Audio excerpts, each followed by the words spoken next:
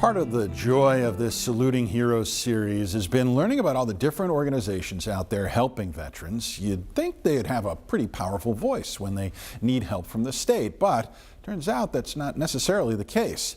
There's a big difference between helping vets and writing laws that help vets. And that led one organization to try and fix that. It was definitely a civics class from the 8th grade at a much more intense level. Let's reintroduce you to retired Army Colonel Harold Tucker and Shari Briley.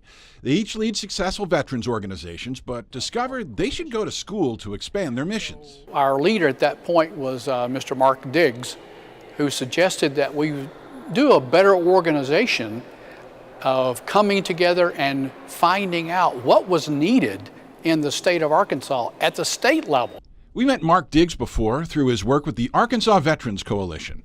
That clearinghouse organization saw a need to get all the leading voices in a room and form a plan to get into the rooms here where it happens.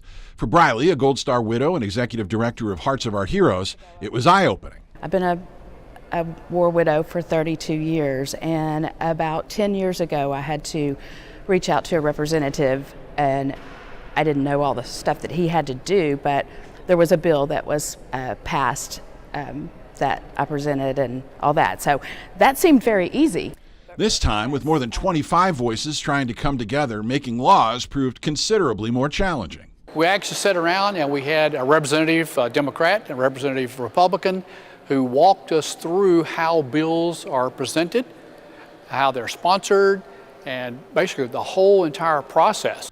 But with the schooling under their belts, the committee came up with 5 issues to take to the Capitol, and there too became law. By a vote of 35 yeas, 0 nay, House Bill 1986 passes. Please return to the House. For Briley, what became Act 794 is close to her heart. It allows children of the fallen, whether they are military, first responder, school-age children, an excused absence for attending any type of grief camps or an event. Colonel Tucker's effort took more explaining. House Bill 1077 sets up a notification system that alerts the VA if a veteran gets arrested. Too often when troubled vets go into the justice system, the VA shuts them off because they don't hear from them. The notifications help avoid disruptions in care, either to their families or once they're trying to get back on their feet. All in favor say aye. Opposed nay.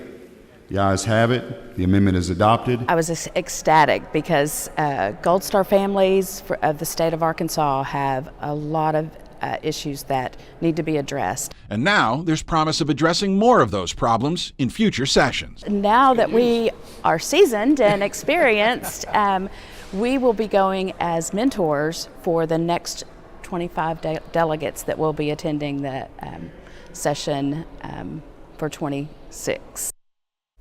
And now you can't get the Schoolhouse Rock song out of your head, right? Meanwhile, in addition to the 2 bills that Briley and Tucker fostered, a 3rd bill that gives deployed members of the military a break on property tax deadlines in the state, that became Act 550.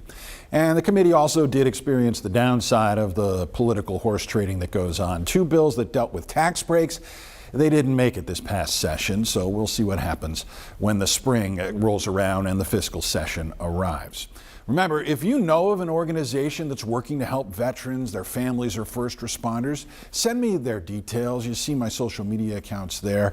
Pretty easy to find me. We'd love to salute heroes like those that we just showed you. Man, we salute you for the important work you're doing for the Arkansas veterans. Looking forward to the legislative session. We want to give you this $1,000 check along with the Saluting Heroes Award. Thank you very much for your generous donation. You're welcome.